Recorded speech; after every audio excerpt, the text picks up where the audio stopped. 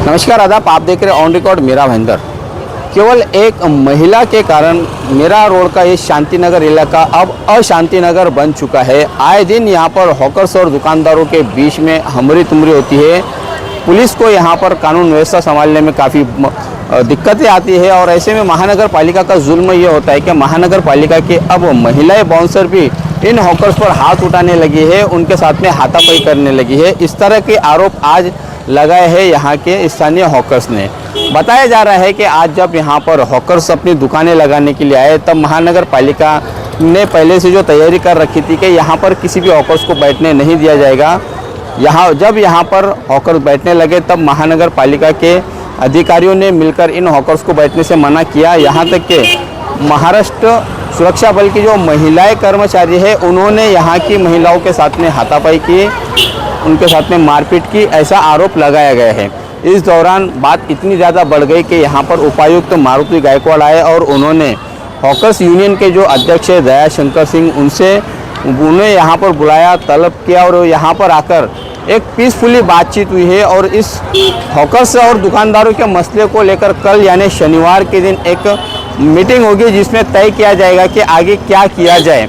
महानगर पालिका यहाँ पर अपनी ड्यूटी करने की बजाय यहाँ पर गुलामी करते हुए दिखाई दे रही है। इस संदर्भ में हमने हॉकर्स के जो नेता है उनसे बात की, उनका क्या कहना है आइए हम आपको सुनाते हैं। माननीय मारुति गायकवाड़ साहब जो उपायुक्त है महानगर पालिका के, उन्होंने बुलाया था।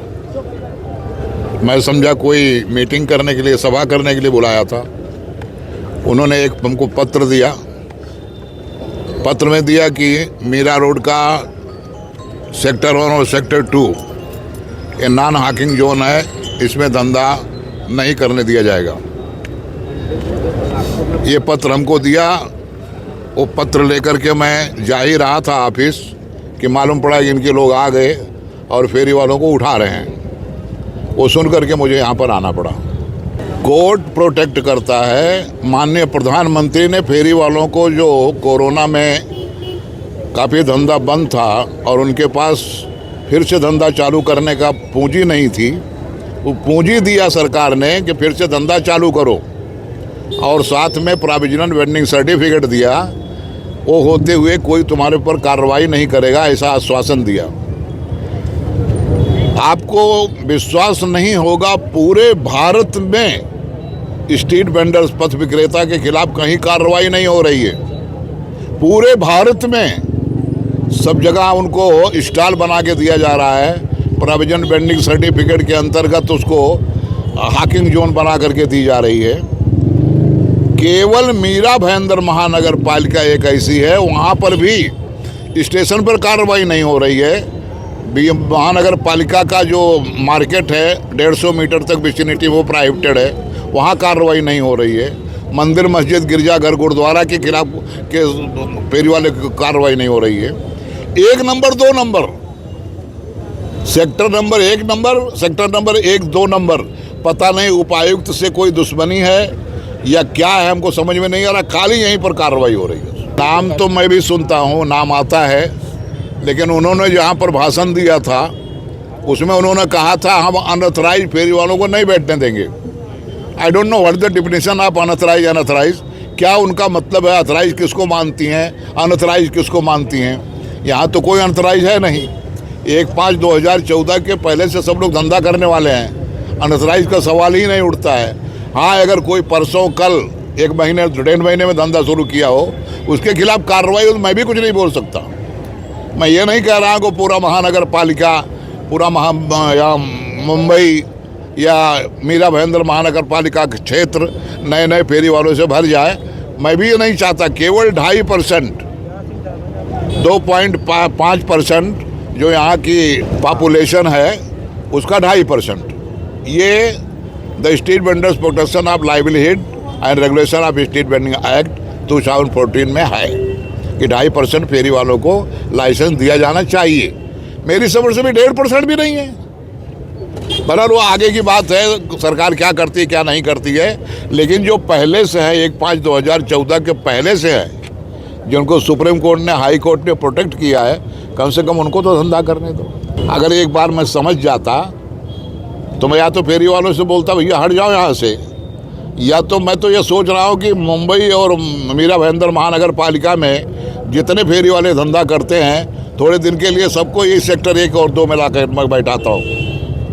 जो ऑब्जेक्शन लेने वाला है उसको मैं देखता हूँ कितना ताकत है उसमें। पता नहीं गुलामी कर रहे हैं या अपनी नौकरी बचाने के पीछे भाग रहे हैं कि कहीं ऐसा ना हो कि हम कार्रवाई नहीं करें और सस्पेंड हो जाएं या डिवोशन हो जाए हमारा। मुझे नहीं मालूम सच्चाई क्या है, लेकिन हमारी भी उम्र हो चुकी है। महानगर पालिका में हम 23 वर्ष नौकरी किए हैं, लेकिन इतना प्रेशर में काम करते हुए हमने कहीं पर भी देखा नहीं। हम यही सोच रहे हैं कि हमारे जितने भी मेंबर हैं 50,000, सारे लोगों से मैं रिक्वेस्ट करूं कि सब लोग चलो, मीरा रोड सेक्टर नंबर 1 और 2 में धंधा करेंगे और जेल भरो आंदोलन करेंगे। महानगर पालिका को यहाँ पर कोई ठोस फैसला लेना होगा, या तो पूरी तरह से इसे नॉन हॉकर जोन करके यहाँ पर बैरिकेडिंग करके हॉकर्स को बैठने के लिए पूरी तरह से मना किया जाए, या फिर यहाँ पर इन्हें इजाज़त दी जाए। केवल मीरा भाईंदर पूरे भारतवर्ष में एक ऐसा शहर है, और मीरा रोड खासतौर से मीरा रोड का शांतिनगर एक इलाका ऐसा इलाका है जहाँ पर महानगर पालिका हॉकर्स पर इतनी सख्ती बरतती है। महानगर पालिका ने यहाँ पर हॉकर्स पर जुल्म ढाते हुए, उन पर अन्याय और अत्याचार करते हुए यहाँ पर एक महिला आमदार के दबाव में पूरे हॉकर्स का जीना हराम कर रखा है। एक तरफ जहाँ पर हमारी सरकार इन हॉकर्स को रोज़ी और रोज़गार के लिए पैसा देती है, उन्हें लोन देती है, और लोन चुकाने के बाद में फिर और बड़ा अमाउंट उन्हें दिया जाता है, वहीं दूसरी तरफ इन्हीं हॉकर्स के ऊपर यहाँ पर महिला आमदार के दबाव में अत्याचार करते हुए नज़र आती है। देखना है कि क्या महानगर पालिका कब तक इन महिला आमदार के दबाव में यहाँ पर गुलामी करते रहेगी। क्या हमारे जो अधिकारी है जिनका 5 या 6 बजे तक ड्यूटी ख़त्म हो जाता है, उसके बाद वो अपने घर नहीं जा सकते हैं, रोज़ाना उनकी ड्यूटी यहीं पर लग जाती है कि हॉकर्स पर वो काबू पाए। उनका भी अपना एक परिवार है।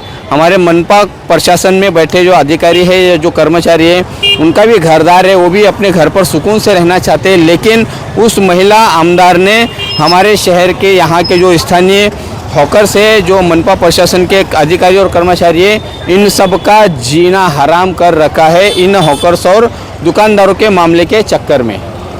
आप देख रहे हैं कैमरामैन आरिफ कुरैशी और साबिर शेख के साथ ऑन रिकॉर्ड मेरा भाईंदर। धन्यवाद।